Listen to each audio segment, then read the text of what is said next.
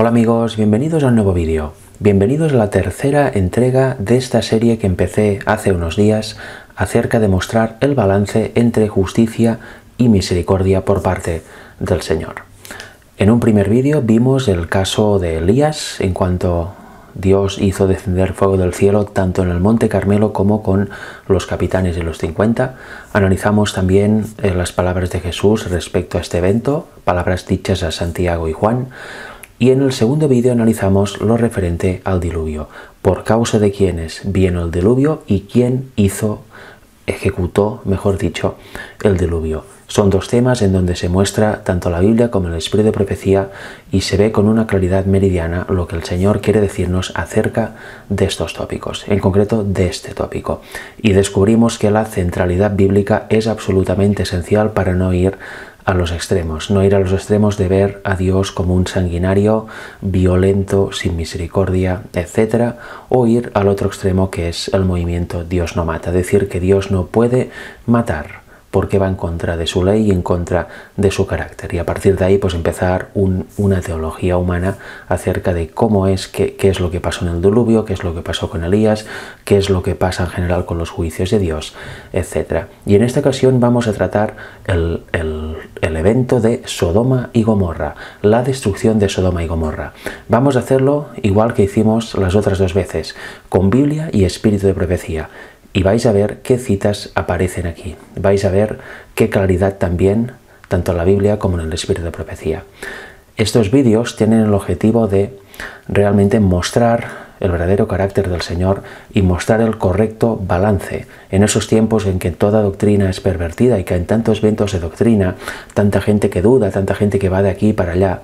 Es bueno mostrar la centralidad bíblica y mostrar el mensaje bíblico verdadero también en este punto. Con lo cual, sin más dilación, vamos a empezar primero con Ezequiel 16, versículos del 49 al 50, porque vamos a ver de qué pecó Sodoma, ¿no? ¿Qué es lo que produjo la ejecución de su juicio? Nos dicen así esos versículos. He aquí que esta fue la maldad de Sodoma tu hermana. Soberbia, saciedad de pan y abundancia de ociosidad tuvieron ella y sus hijas, y no fortaleció la mano del afligido y del menesteroso. Y se llenaron de soberbia e hicieron abominación delante de mí, y cuando lo vi, las quité. Aquí vemos a Jehová diciendo claramente que quitó a estas ciudades. ¿Por causa de qué? De la abominación que hicieron delante de él. Soberbia, glotonería, licencia sexual, abundancia de ociosidad, etc. Como estamos viendo, todo esto es lo que pasó en Sodoma y todo esto es también equivalente, como veremos después, a lo que está pasando en el mundo actual. Con lo cual debemos tener claro qué pasó ahí y también aprender de este ejemplo, ¿verdad? Vamos a empezar ahora con el relato ya directamente de qué sucedió en Sodoma y Gomorra y vamos a fijarnos en ciertas frases muy interesantes que tienen los textos bíblicos y ciertas frases totalmente literales y claras del espíritu de profecía al respecto. Mirad, vamos a leer en Génesis 18 versículos del 16 al 19 para empezar a ponernos en situación y luego vamos a ir avanzando. Nos dicen así esos versículos. Y los varones se levantaron de allí y miraron hacia Sodoma, y Abraham iba con ellos acompañándolos. ¿A quién estaba acompañando Abraham? A dos ángeles del Señor, lo veremos ahora. Y Jehová dijo, ¿encubriré yo a Abraham lo que voy a hacer? Fijaros que aquí dice claramente Jehová lo que yo voy a hacer, lo que yo voy a ejecutar en Sodoma. ¿Qué será lo que va a hacer? Lo iremos viendo. Versículos 18 y 19. Habiendo de ser Abraham una nación grande y fuerte, y habiendo de ser benditas en él todas las naciones de la tierra, aquí dice, ¿le voy a esconder mi propósito a Abraham? Por supuesto que no, y se lo explica. Porque yo sé que mandará a sus hijos y a su casa después de sí, que guarden el camino de Jehová, haciendo justicia y juicio, para que haga venir Jehová sobre Abraham lo que ha hablado acerca de él. Aquí vemos a Jehová teniendo también deferencia hacia Abraham y le cuenta lo que va a hacer. Fijaros, lo dicen los versículos del 20 al 22 del mismo capítulo 18 de Génesis. Dice así, entonces Jehová le dijo, por cuanto el clamor contra Sodoma y Gomorra se aumenta más y más y el pecado de ellos se ha agravado en extremo, aquí vemos la consecuencia, el pecado de ellos se ha agravado en extremo, con lo cual la consecuencia que es, dice Jehová, lo vamos a ver en el 21, descenderé ahora y veré si han consumado su obra, según el clamor que ha venido hasta mí, y si no, lo sabré. Y se apartaron de allí los varones y fueron hacia Sodoma, pero Abraham estaba aún delante de Jehová. Aquí vemos los varones, los ángeles del Señor, fueron hacia Sodoma a comprobar cómo estaba la situación, ¿verdad? Vemos que la consecuencia de lo que va a pasar es el pecado de Sodoma. Eso es igual que en el diluvio y vemos que es igual que lo que pasó en el Monte Carmelo y también con los capitanes y sus 50. Aquí se trata de el pecado del hombre. El pecado del hombre trae su propia consecuencia, por supuesto. El pecado del hombre trae la paga. La paga del pecado, nos dice el Señor en Romanos, es la muerte, con lo cual quien practica el pecado tiene muerte, obviamente. Y aquí vamos a ver si Sodoma cambió, si Sodoma se arrepintió o si Sodoma seguía igual que siempre, como hemos visto en Ezequiel en la primera diapositiva del tema. Aquí va a comprobar si siguen igual y si han llegado más allá del límite de la misericordia de Jehová o no. Y luego lo vamos a ver más claramente en varias citas.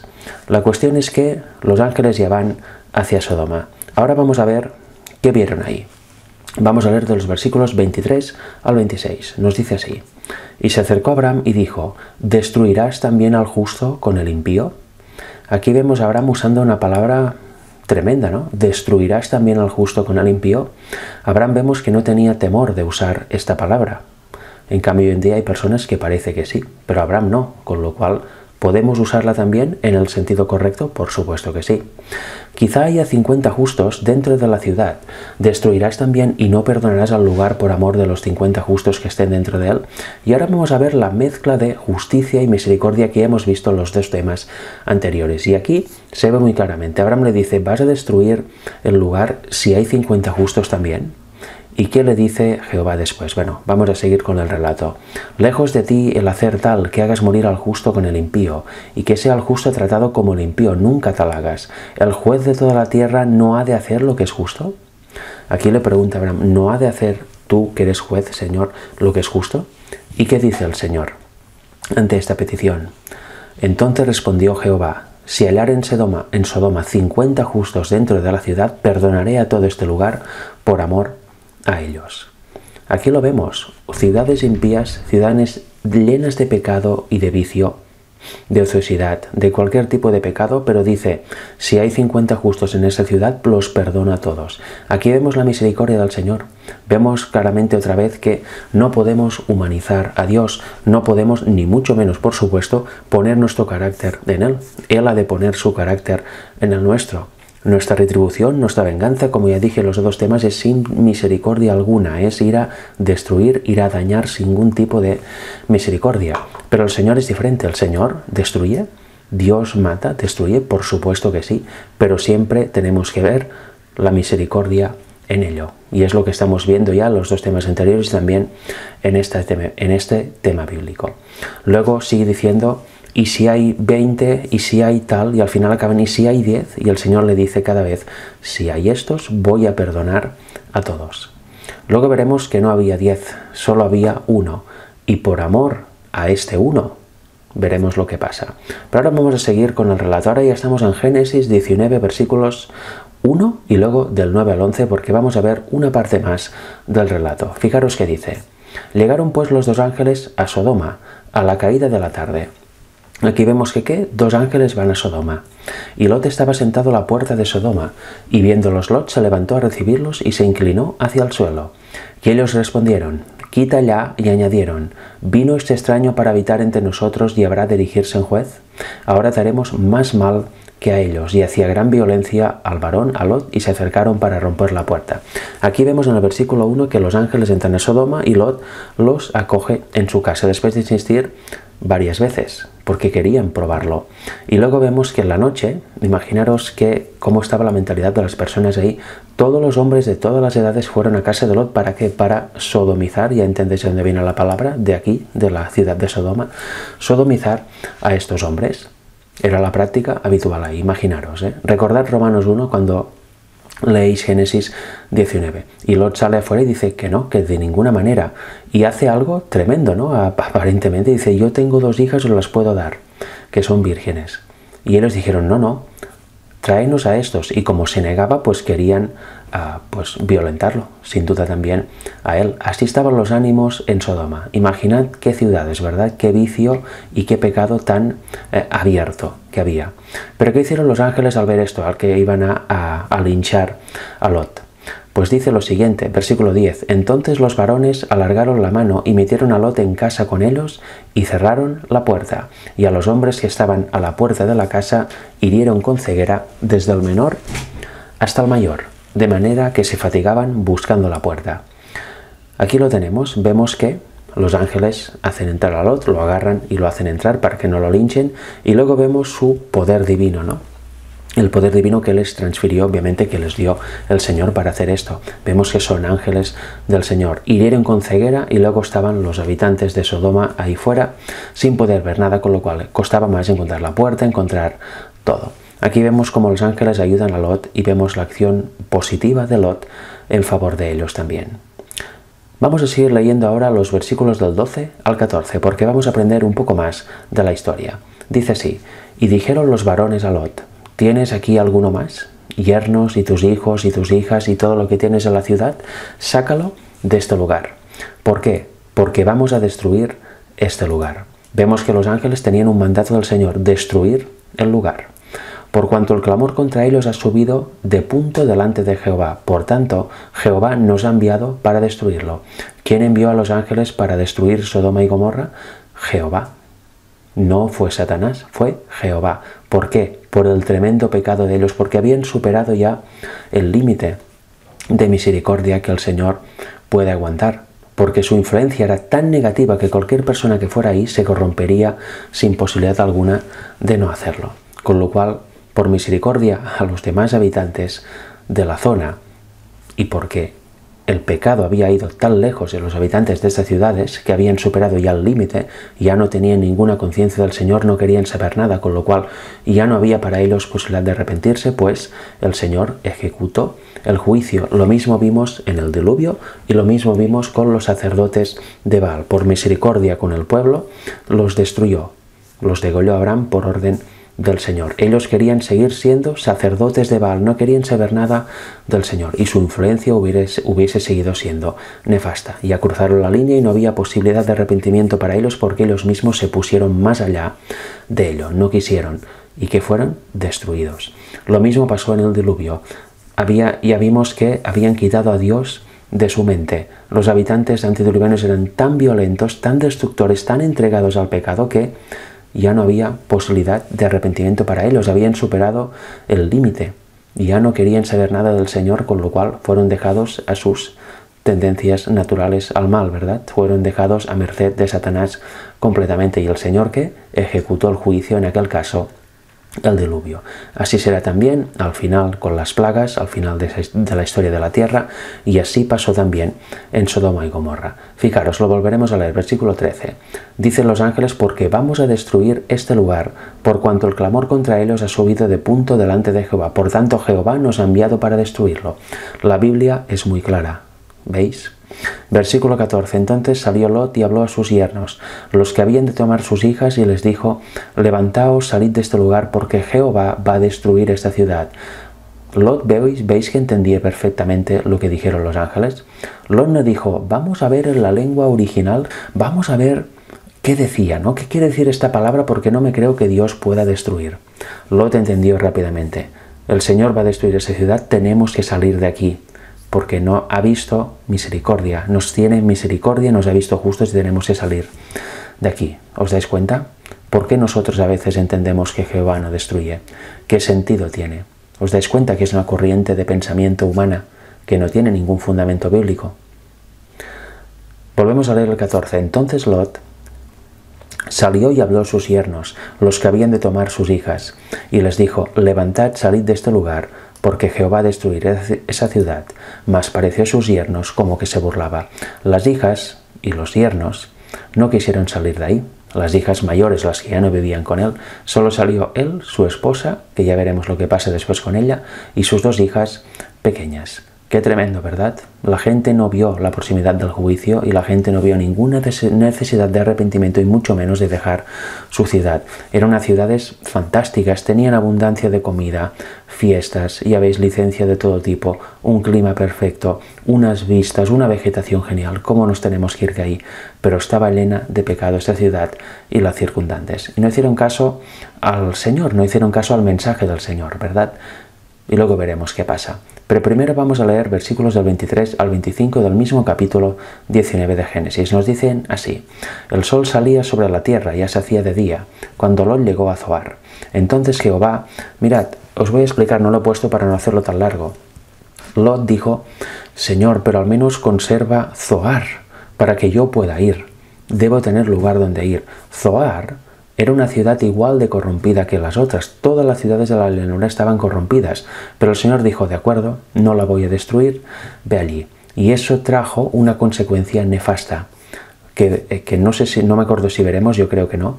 Pero si leéis el relato bíblico, lo dice. ¿Qué pasó cuando Lot fue a las cuevas con sus hijas? ¿Qué hicieron sus hijas con él? ¿Os dais cuenta lo que había en la mente de ellas por vivir en esas ciudades? ¿Cómo debemos valorar dónde vivimos, verdad? ¿A dónde vamos a vivir?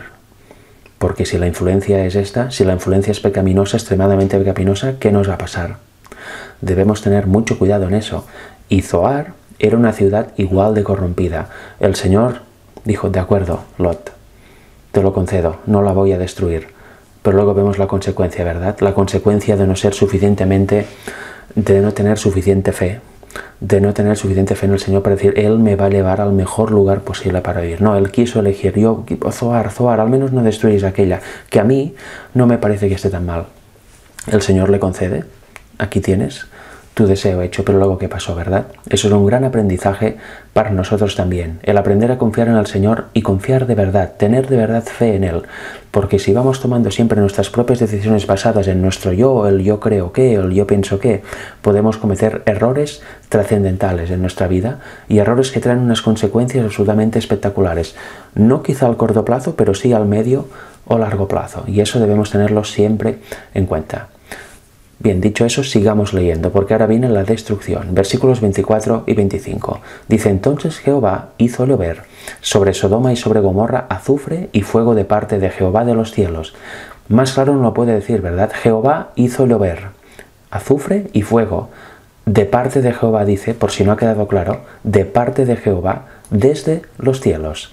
Es algo muy parecido a lo que pasó con Elías en el Monte Carmelo, ¿verdad? ¿Y quién lo hizo? Jehová. ¿De dónde viene el fuego? De los cielos. ¿De parte de quién? De Jehová. Y vemos que quien lo ejecuta son los dos ángeles del Señor que estaban ahí.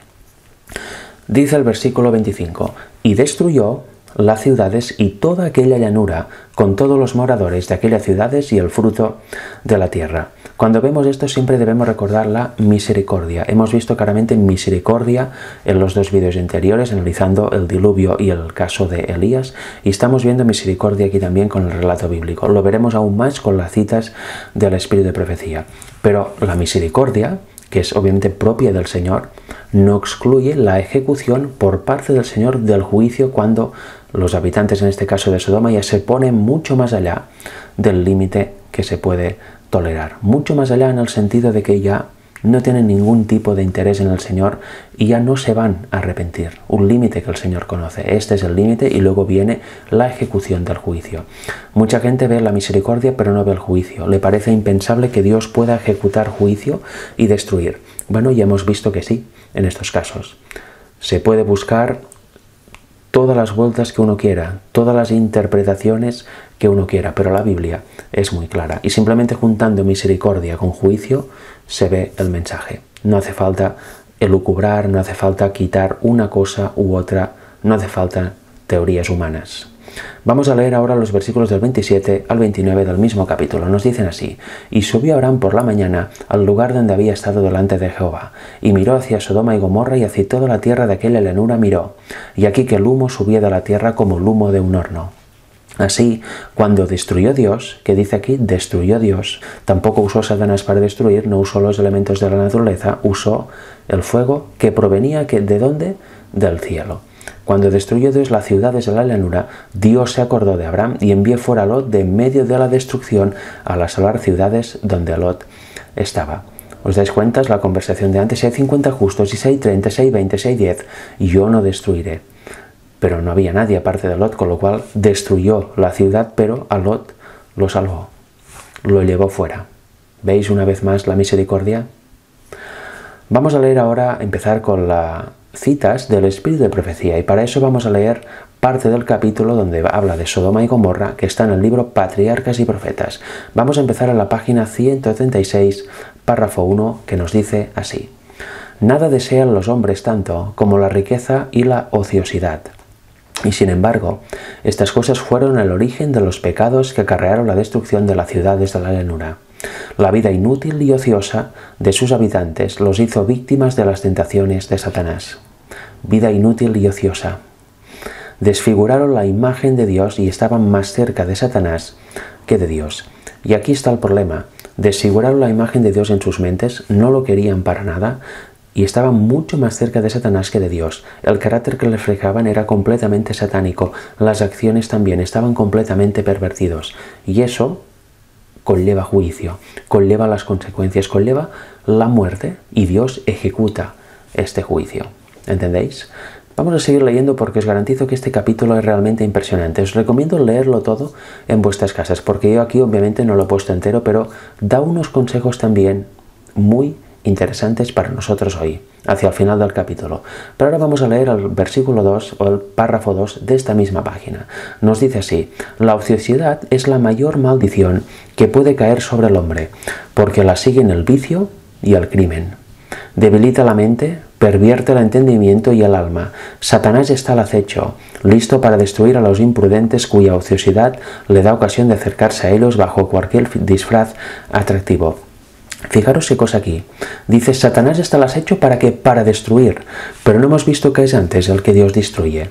Antes hemos visto eso. Sí, Dios ejecuta el juicio, pero Satanás es el que tienta, es el que destruye a la persona y lo eleva más allá del límite tolerable de misericordia. Lo eleva al punto de no retorno donde borra a Dios de su mente por completo. De esta forma destruye Satanás, pero la ejecución del juicio lo lleva a cabo Dios de forma activa.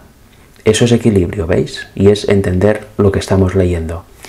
Luego nos sigue diciendo, nunca tiene más éxito que cuando se aproxima a los hombres en sus horas ociosas. No sé si os ha pasado alguna vez. Yo cuando tengo vacaciones, por ejemplo, que no trabajo, al final llega un punto que tengo ociosidad y se nota un cambio, en la mente, se nota un cambio. Realmente la ociosidad no es buena. Es bueno tener un trabajo, es bueno estar ocupado estudiando la Biblia, el Espíritu de Profecía, pero también, sobre todo, trabajando. No tengamos horas ociosas, simplemente horas inútiles donde nos damos a lo que sea. Eso es peligroso y ahí puede entrar Satanás tranquilamente. Ya vimos el ejemplo de Elías. Venía de donde venía y estaba cansado. Y ahí entró Satanás, lo tentó, tuvo miedo y se fue. Y Dios lo tuvo que ir a buscar a la cueva y volver a recordarle que Él estaba con él. Pero en un momento se desanimó y diciendo, ¿cómo puede ser que Elías se desanimara viniendo del Carmelo, de donde venía? Pues sí, imaginaros nosotros. A la mínima podemos caer, en los engaños del diablo.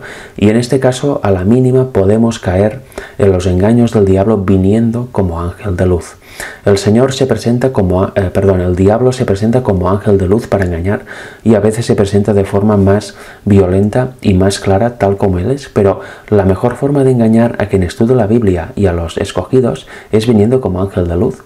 Y de esta forma te hace creer en doctrinas extrañas, te tergiversa los textos bíblicos y uno piensa que está creyendo, ¿no?, el mensaje de Dios. Y eso es lo que sucede con el movimiento Dios no mata. Satanás viene como ángel de luz y la gente piensa que está creyendo el mensaje de 1888, el mensaje de la justicia por la fe, y creyendo que está comprendiendo, ¿no?, el verdadero carácter de Dios. Pero creyendo esto, le quita el juicio, se queda solo con la misericordia. ¿Y quién nos ha mandado quitar a Dios atributos? ¿Nos lo dice la Biblia? ¿Verdad que no? ¿Verdad que no tiene sentido? Bueno, vamos a leer ahora el párrafo 3 de la misma página. Reinaba en Sodoma el alboroto y el júbilo, los festines y las borracheras. Las más viles y más brutales pasiones imperaban desenfrenadas. Este fue el problema, como veis. Los habitantes desafiaban públicamente a Dios y su ley, y encontraban deleite en los actos de violencia. Aquí vemos algo muy parecido a lo que sucedía en el diluvio, ¿no creéis? Deleite en los actos de violencia, desafiar públicamente a Dios, en definitiva borrar a Dios de su mente. ¿Veis que el fondo siempre es el mismo y que tiene que venir juicio? Aunque tenían delante de ellos el ejemplo del mundo antediluviano y sabían cómo se había manifestado la ira de Dios, una vez más, ¿qué se manifestó en el mundo antediluviano? En el diluvio, la ira de Dios, y ya lo vimos claramente en el vídeo anterior. En su destrucción, otra vez la palabra, sin embargo, seguían la misma conducta impía. No les importaba, ellos seguían esta conducta y creían que estaban bien. No les importaba borrar a Dios de su mente. Cuando Lot se trasladó a Sodoma, la corrupción no se había generalizado y Dios en su misericordia permitió que brillaran rayos de luz en medio de las tinieblas morales. Cuando Abraham libró a los cautivos de los elamitas, la atención del pueblo fue atraída a la verdadera fe. Abraham no era desconocido para los habitantes de Sodoma y su veneración del Dios invisible había sido para ellos objeto de ridículo. Pero su victoria sobre fuerzas muy superiores y su magnánima disposición acerca de los prisioneros y del botín despertaron la admiración y el asombro. Mientras alababan su capacidad y valentía, nadie pudo evitar la convicción de que un poder divino le había dado la victoria. Aquí vemos que los habitantes de Sodoma vieron algo también. Vemos el mismo patrón. Cuando Noé predicaba, algunos casi se convencieron, pero luego volvieron atrás, ¿no? Se dejaron llevar otra vez por los vicios y por las opiniones de los burladores. Pero en algún momento algunos vieron que quizá algo hay ahí, ¿verdad? Lastimosamente rechazaron al final y volvieron a donde estaban, ¿no? Pero aquí también los habitantes de Sodoma, viendo cómo Abraham ganaba y daba el botín a Melquisedec, se asombraron, ¿verdad? Pero ¿qué hicieron? Volvieron para atrás a los vicios, por desgracia. No se arrepintieron, no aceptaron al Dios verdadero. Y eso es lo que pasa hoy en día también, ¿no? Qué pena ver a veces la luz y luego volver atrás, ¿verdad? Volver a la vida anterior, volver a la vida de pecado, etc. Pero sigamos leyendo, dice así: mientras alababan su capacidad y valentía, nadie pudo evitar la convicción de que un poder divino le había dado la victoria, y su espíritu noble y desinteresado, tan extraño para los egoístas habitantes de Sodoma, había sido otra prueba de la superioridad de la religión a la que honró por su valor y fidelidad. Aquí veis, espíritu noble y desinteresado. Eso hoy en día también llama la atención. En el pecado creciente, en cómo vemos que está el mundo, vemos exactamente lo mismo. Y vemos que un ejemplo diferente, un ejemplo de vida diferente, llama la atención. No sé si os ha pasado, pero a veces la gente dice, ¿cómo puedes actuar así, ¿no? Si te han hecho esto.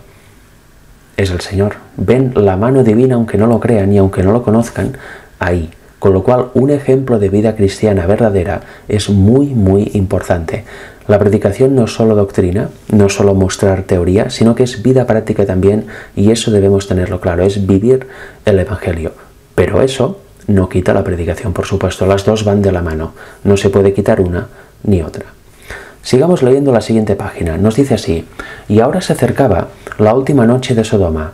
Las nubes de la venganza proyectaban ya sus sombras sobre la ciudad condenada, pero los hombres no las percibieron.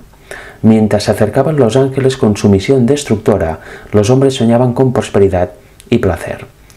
Hoy pasa lo mismo, ¿verdad? En este mundo, prosperidad, placer, y no vemos las señales de los tiempos.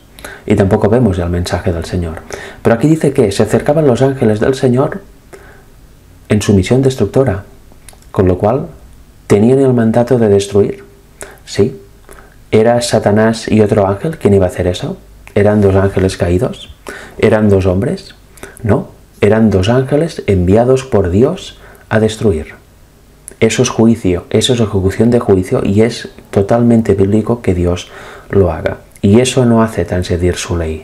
No hace transgredir el propio mandamiento de no matarás. ¿Lo entendéis? Porque si así fuera, la Biblia y el Espíritu de profecía no se expresarían así. Tampoco fue un error del autor bíblico que escribió mal o no comprendió bien el mensaje o la revelación. No, nada de eso. Eso son invenciones humanas, ¿no? Para justificar algo que no es bíblico. Aquí vemos, misericordia y juicio van de la mano y no podemos separarlos. Sigue diciendo la siguiente cita, en la página 137, párrafo 2. A la caída de la tarde, 2 forasteros llegaron a la puerta de la ciudad. Parecían viajeros que venían a pasar el día y la noche. Nadie pudo reconocer en estos humildes caminantes a los poderosos heraldos del juicio divino. Aquí dice juicio de Satanás, juicio satánico, no dice juicio divino. Y poco pensaba la alegre e indiferente multitud que en su trato con esos mensajeros celestiales, ya tenemos la prueba definitiva, ¿verdad? ¿Quiénes eran estos ángeles? ¿Eran 2 ángeles caídos? No, eran 2 mensajeros celestiales de parte de Dios. Esta misma noche colmaría la culpabilidad que condenaba a su orgullosa ciudad. Pero hubo un hombre que demostró a los forasteros una amable atención, convidándolos a su casa.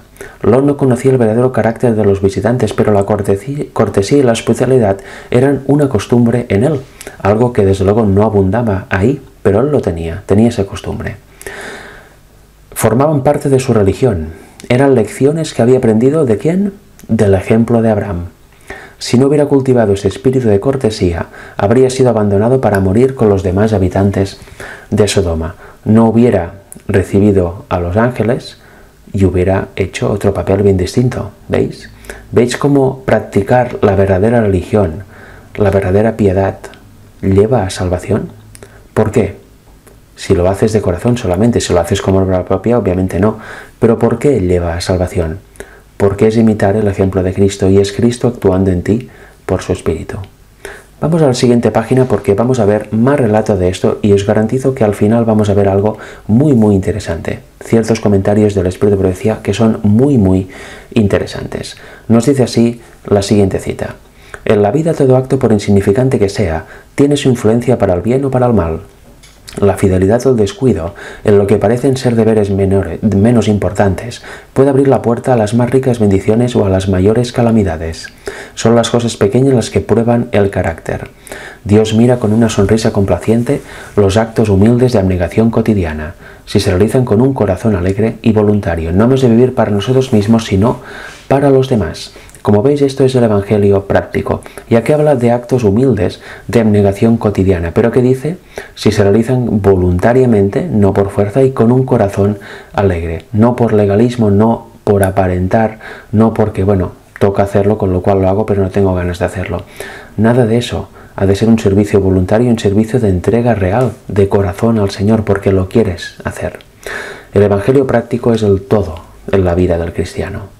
Recordadlo, porque a veces, como he dicho, nos quedamos solo en la teoría y eso no puede ser. Vamos a leer la siguiente página. Nos dice así, se burlaron de Lot por intentar hacerse juez de ellos y lo amenazaron con tratarlo peor de cómo se intentaban tratar a sus huéspedes. Se abalanzaron sobre él y lo habían despedazado si no lo hubieran librado los ángeles de Dios. Aquí claramente antes dice mensajeros celestiales y aquí dice que ángeles de Dios. Y ya no hay duda, ya no hay posibilidad alguna de tergiversarlo. Los mensajeros celestiales, y ahora dice la misma frase de antes, justo después de ángeles de Dios, para que quede completamente claro.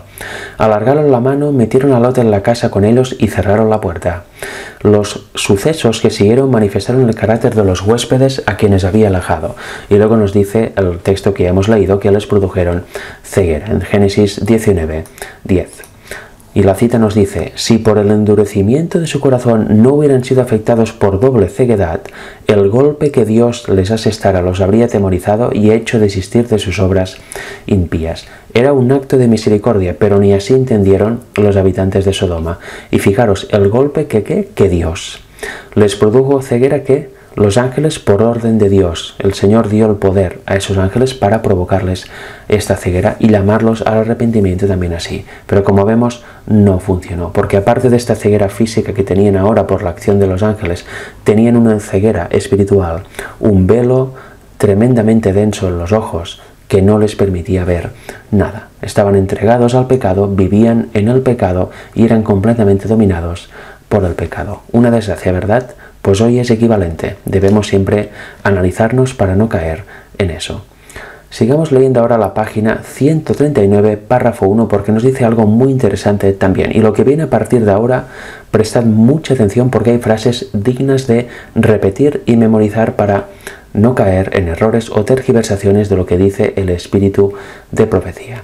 Mirad, nos dice esta cita: aquella última noche no se distinguió porque se cometieran mayores pecados que en otras noches anteriores, pero la misericordia, tanto tiempo despreciada, al fin cesó de interceder por ellos. Los habitantes de Sodoma habían pasado los límites de la misericordia divina, el límite oculto entre la paciencia de Dios y su ira. Los fuegos de su venganza estaban por encenderse en el valle de Sidim. Aquí vemos lo que os decía antes: habían ido tan allá en el pecado que habían sobrepasado los límites de la misericordia divina, límites invisibles que solo conoce el Señor, pero cuando se pasan, entonces lo que la Biblia dice que reciben espíritu de error. El Señor los deja en los designios de su carne, se aparta de ellos, dice a los ángeles que los dejen, y ¿qué queda si no está el Señor?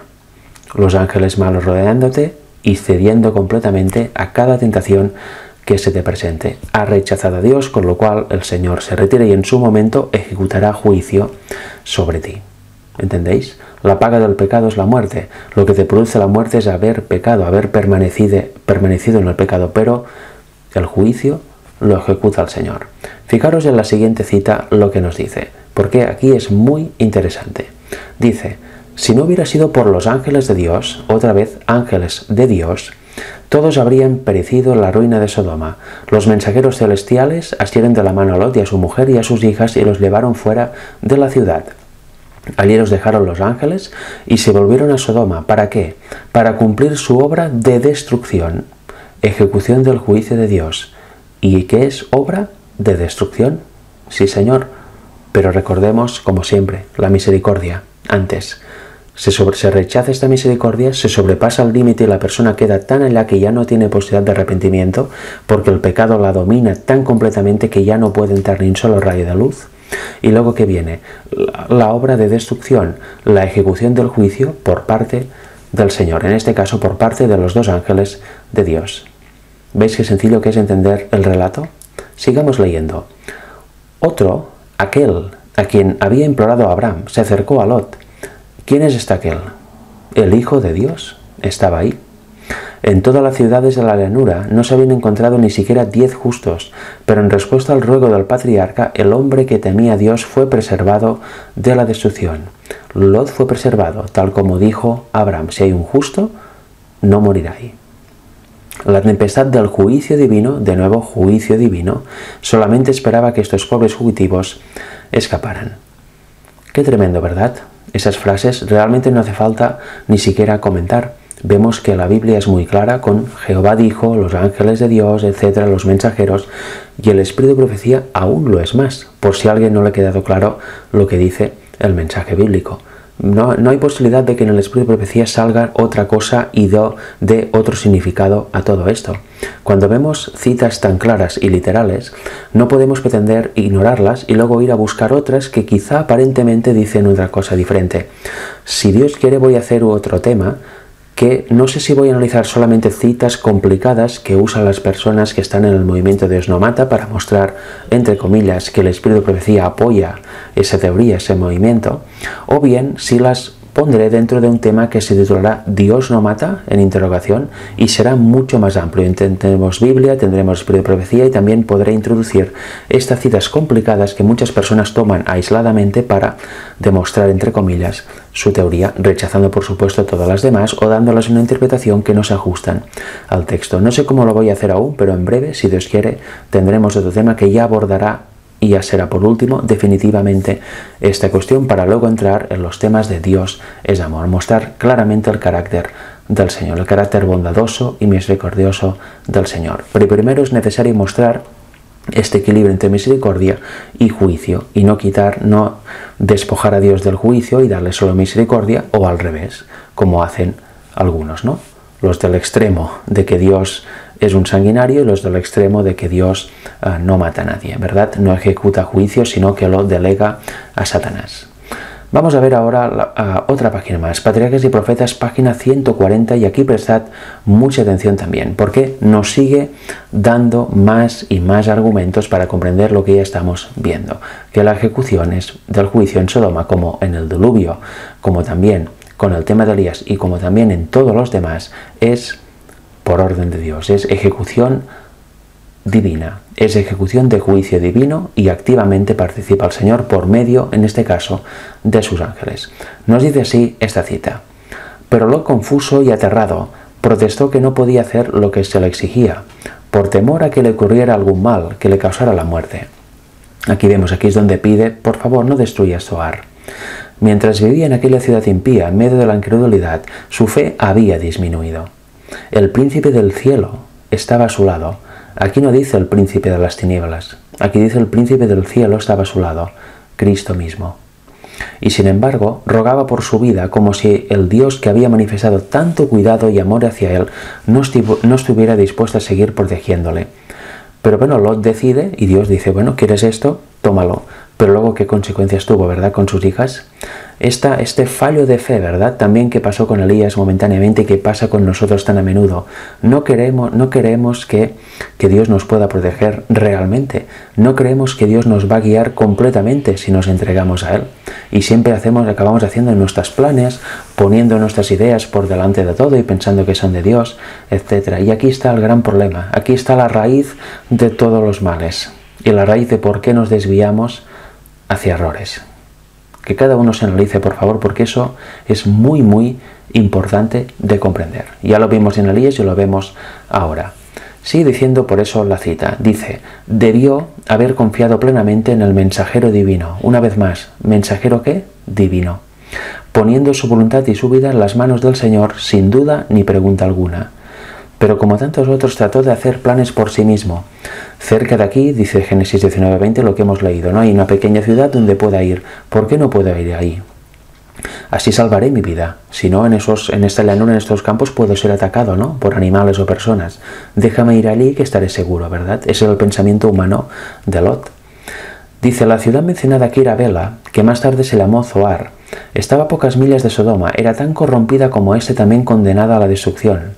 Pero Lot rogó que fuese conservada, insistiendo de que era poco lo que pedía, y lo que deseaba le fue otorgado. El Señor le aseguró: aquí he recibido también tus súplicas sobre esto, y no destruiré la ciudad de que has hablado. Fíjate, por el justo Lot no destruyó una ciudad que merecía la destrucción. Aquí vemos misericordia, con juicio siempre. ¿Cuánta es, dice, de hecho mira lo que dice, cuánta es la misericordia de Dios hacia sus extraviadas criaturas? Qué tremenda misericordia, ¿verdad? Pero también ejecuta juicio cuando hace falta al Señor. Lo repito bastante, pero es importante tener este equilibrio claro. Si no, irremediablemente se caen en errores, en un extremo o en otro. Por Lot no destruyó una ciudad que merecía ser destruida. Le dijo: bueno, ve allí. Pero las consecuencias para él fueron nefastas. Pero el Señor debía dejar que pasara esta prueba, debía dejar que viera las consecuencias de sus decisiones. Cuánta misericordia, ¿verdad? Y cuánta paciencia tiene el Señor. Pero como hemos visto, cuando se pasa un límite que solo el Señor conoce, el humano por alguna razón ya no tiene posibilidad de arrepentirse y ha ido tan allá que ya no va a sentir nunca más la necesidad de arrepentirse. Luego queda entregado a sus pasiones y ¿qué es lo que pasa? Pues acaba destruido y el juicio del Señor viene sobre él. De esta forma Satanás destruye al hombre, tentándolo, llevándolo al punto en que ya supera el límite de misericordia y luego ya queda entregado completamente a él. Pero la ejecución del juicio no la hace el diablo, la hace el Señor. Recordarlo porque también pasa lo mismo en las plagas finales, de este mundo. Nos sigue diciendo la lectura. Esta cita es corta pero bien interesante. Fijaros, dice así: en vez de aceptar la salvación con gratitud, miró hacia atrás presuntuosamente. ¿De quién está hablando aquí? De la mujer de Lot, que también huyó, pero se giró, miró la ciudad y se convirtió en estatua de sal. En su mente aún quería estar ahí. Decía: ¿pero por qué tengo que dejar toda la riqueza, mi casa y todo ahí? No, aún en su mente estaba en Sodoma. Se giró porque los ángeles dijeron: huid y no miréis atrás. Ella se giró y se convirtió en sal, en estatua de sal. Eso es un monumento para nosotros también.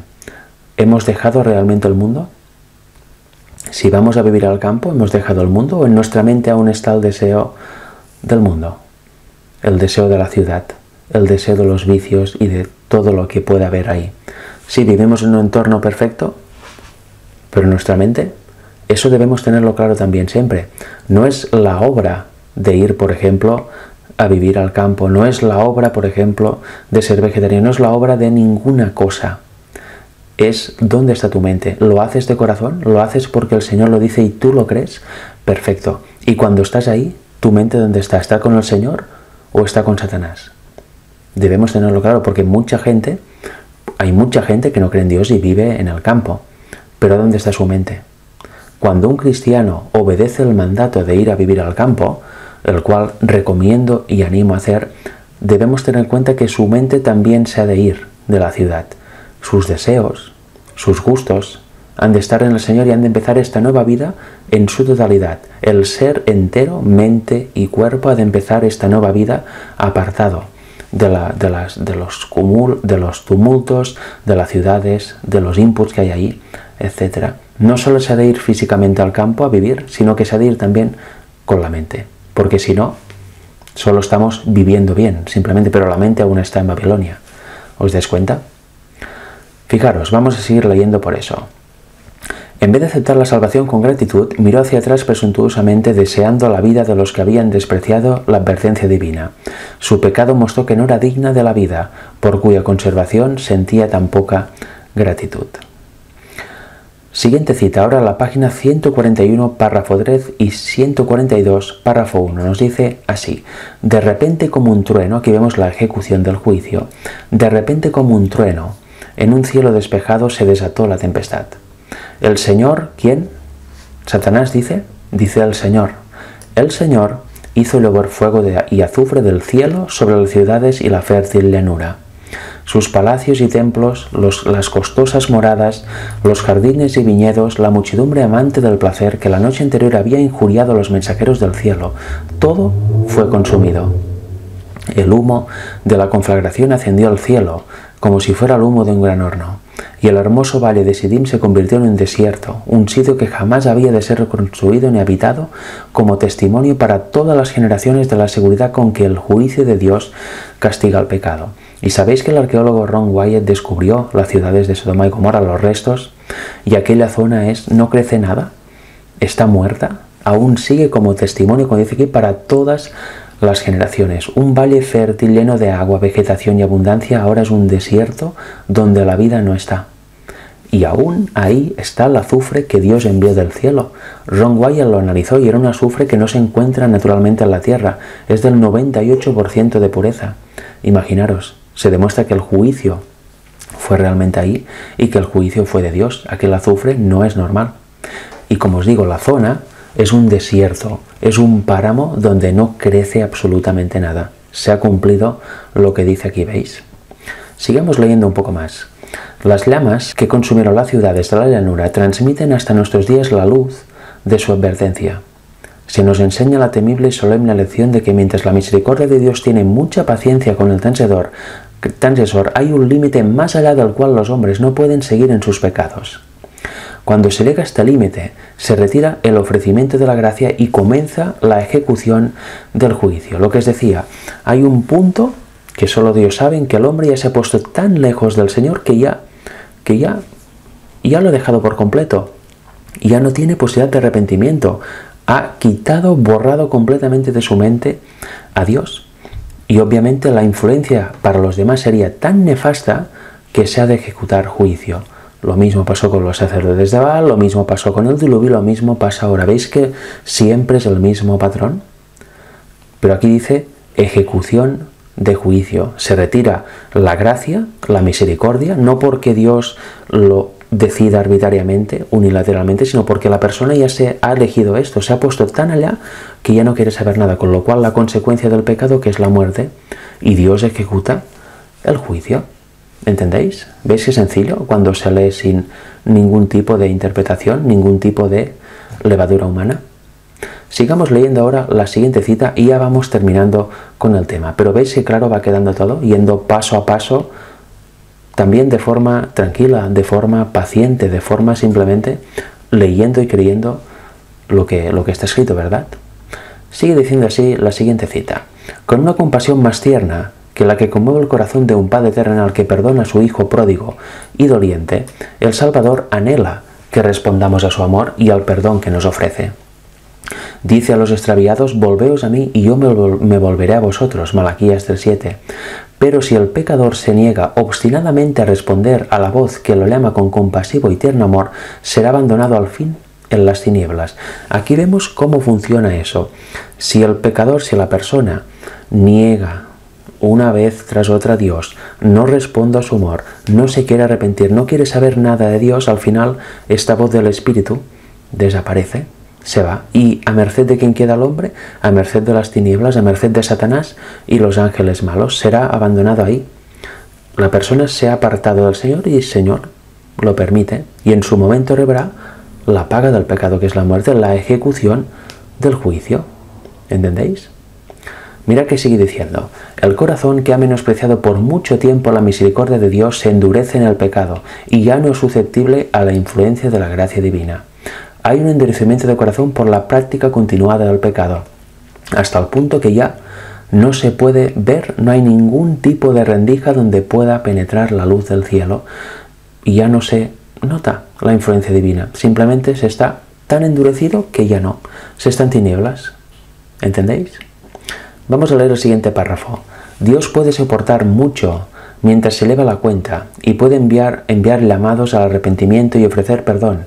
Sin embargo, llegará el momento cuando habrá completado la cuenta, cuando el alma habrá hecho su elección, cuando por su propia decisión el hombre habrá fijado su destino. Entonces se dará la señal para ejecutar el juicio. Aquí vemos cosas muy interesantes. Obviamente Dios nos da libre albedrío y el hombre hace su elección. También va a ser así al final de los tiempos. Cuando se haya predicado el fuerte pregón, cada persona habrá tomado una decisión y habrá tomado una elección. Aceptar el mensaje divino o no. Y luego que viene las plagas y el juicio. Es así. Es la consecuencia, ¿verdad? Si una persona rechaza por completo la gracia divina, pues ¿qué se le da? La ejecución del juicio y la muerte, porque rechazar la gracia divina es practicar el pecado. En cambio, si una persona elige la gracia divina, se entrega al Señor, deja de pecar con el poder de Dios, realmente cree y vive el mensaje, hay un cambio en su vida, entonces ¿qué tiene? Vida eterna. ¿Por qué? Porque vive cada día en el Señor, en Cristo, injertado en Cristo. Porque Él dice: sin mí nada podéis hacer, ¿verdad? Pues las personas que son salvas deciden vivir cada día en Cristo, no se sueltan de Él y por eso reflejan perfectamente su carácter. Pero la persona que toma la decisión contraria, ella misma ha elegido su destino y su destino es muerte. Es, ¿qué dice aquí? Señal para ejecutar el juicio de parte de Dios. No hay grises, es blanco o es negro, o con Dios o con Satanás. Cada uno toma su elección libremente y cada elección tiene sus consecuencias. La elección de ir con Satanás, la elección de no arrepentirse, es pecar, y la paga del pecado es la muerte. La elección de ir con Dios es vida eterna. Cada uno decide, cada uno labra su destino, cada uno lo decide, no hay ninguna excusa. ¿Veis qué justa es la justicia divina? ¿Veis qué misericordia? Pero también es justo y es misericordioso ejecutar el juicio con las personas que han rechazado al Señor, porque si no lo quieren, ¿cómo se les va a obligar a estar en el cielo viviendo eternamente con gente que es santa? Sería horrible, sería un sufrimiento. Por eso no va a pasar. Y hasta aquí el tema de hoy. Hasta aquí el tema de hoy. Espero que os haya realmente interesado. Espero, como siempre digo, que os haya edificado. Hemos visto una vez más el equilibrio entre juicio y misericordia. Hoy hemos visto un poco más cómo funciona esto. Hemos hablado del límite, el cual solo conoce Dios, en el cual la persona lo supera y ya no tiene posibilidad de arrepentimiento, ya ha hecho la elección definitiva de apartarse de Dios, luego viene el juicio, etcétera, ¿verdad? Pero vemos claramente que el que ejecuta el juicio es el Señor. Y este punto es el que me gusta dejar claro en los dos temas anteriores y en este. La idea de que el Señor no ejecuta el juicio, la idea de que si el Señor ejecuta el juicio y destruye, entonces es un asesino y usa la violencia, con lo cual está transgrediendo su propia ley, es una idea humana, es una idea del diablo. ¿Entendéis? Es una idea que no es bíblica, porque vemos en la Biblia, en el Espíritu de Profecía, que realmente sí que hay obra destructora de parte del Señor, pero no obra destructora unilateral, obra destructora en donde disfruta, en donde se destruye con ganas y con sadismo a las personas. No, no, no. Es una obra con misericordia. Es simplemente respetar la voluntad de las personas que han borrado a Dios de su mente, y misericordia con los demás, para que la influencia de todas estas personas, todas estas naciones, no ayuden a corromper más a los justos, ¿verdad? A las personas que sí que quieren seguir a Dios. Por eso al final también hay la destrucción final de todos los impíos de todas las épocas y la salvación de todos los salvos de todas las épocas. No se pueden mezclar, no todos irán al cielo, no se repetirá una segunda tierra, ¿entendéis? En este estado que tenemos. Recordemos por favor esto, equilibrio siempre, equilibrio bíblico, misericordia va de la mano de la justicia. El Señor ejecuta juicio de la manera que hemos visto en esos tres temas, no lo ejecuta de forma como dicen los que van al otro extremo, de que Dios es violento, es sádico, se deleita destruyendo. No, para nada. Lo hace con misericordia. Y hemos visto que esta ejecución es bíblica. La idea de que si Dios ejecuta juicio es un asesino, entonces es falsa. Es falsa, es una comprensión totalmente falsa. La idea de que Dios no puede matar ni destruir es creer a Satanás viniendo a ti como ángel de luz. Satanás se presenta de forma totalmente clara muchas veces, mostrándose tal como es, pero la forma más efectiva que ha encontrado es mostrándose como ángel de luz. Y en eso está toda la nueva era, demás religiones más espiritualistas que hay, y también gran parte del cristianismo. ¿Cómo engañar a los escogidos? Como dice Mateo 24, viniendo como ángel de luz. Se te presenta en modo amable, notas como una experiencia, ¿no?, positiva en tu vida. ¡Ay, qué cambio he tenido!, ¿no?, desde que creo eso de que Dios no puede matar. ¿Cómo conozco el carácter del Señor? ¿En serio? ¿Estáis conociendo el carácter del Señor? El carácter del Señor, desde luego, es claro, ¿no? Y también lo vamos a ver en los temas de Dios es amor. Pero si conocer el carácter del Señor implica también quitarle la ejecución del juicio, entonces se está aceptando lo que quiere el diablo. Se está aceptando a Satanás viniendo como ángel de luz. ¿Y cómo creéis que uno se va a sentir cuando viene Satanás como ángel de luz? ¿Se siente bien? Se siente en otra experiencia totalmente diferente a la anterior, una experiencia vital tremenda. Ve un conocimiento, una luz fantásticas. Pero no es así. No es así, porque hemos visto que esta enseñanza del Dios no mata contradice completamente a la Biblia y al espíritu de profecía. Y no es menester permanecer en ella, porque se cae en un error. Y un error no es inocuo, nunca es inocuo, siempre hace mella en la persona. Y cuando se avanza y se avanza en un error, cualquiera que sea, al final uno se acaba apartando del Señor. O mucho o poco, pero se acaba apartando del Señor. La perfecta cadena áurea del Evangelio se rompe y ya no se cree el Evangelio correcto.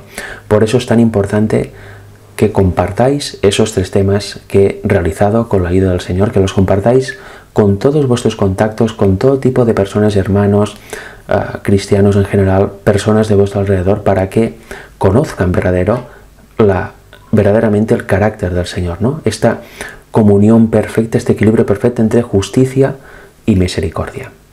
Que Dios os bendiga, hermanos. Nos veremos próximamente en más vídeos referentes a esta temática, porque me gustaría dejar claras muchas cosas y vamos a mostrar mucha Biblia y mucho más espíritu de profecía, incluso citas complicadas de entender a veces, para que no quede duda, para que no quede rendija por donde el diablo pueda entrar y confundir nuestras mentes. Que Dios os bendiga y nos vemos pronto con la ayuda del Señor.